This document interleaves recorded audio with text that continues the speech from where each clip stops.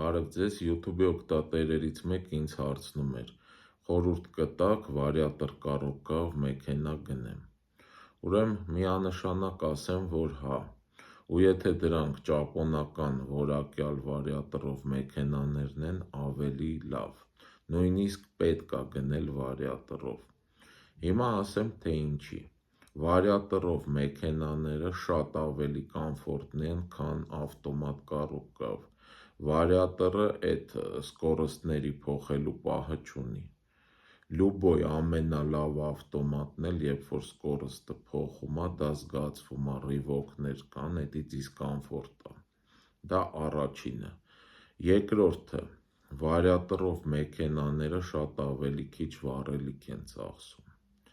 Հա, ասենք ավտոմատի ռեսուրսը մի քիչ ավելի շատ է, օրինակ վարիատորը առանց ռեմոնտ կարա անցնի 450,000 կիլոմետր, ավտոմատը կարա անցնի 500,000 կիլոմետր, բայց ստեղ կա վառելիքի խնայողություն, մինչև 500,000 կիլոմետր անցնի, դուք վառելիքի վրա կխնայեք մի հատ նոր վարիատոր կառույցի գումար։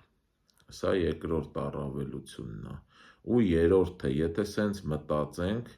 ամենալավը մեխանիկան է։ Եթե ավտոմատը ունի չնչին ռեսուրսի առավելություն վարիատորի համեմատ,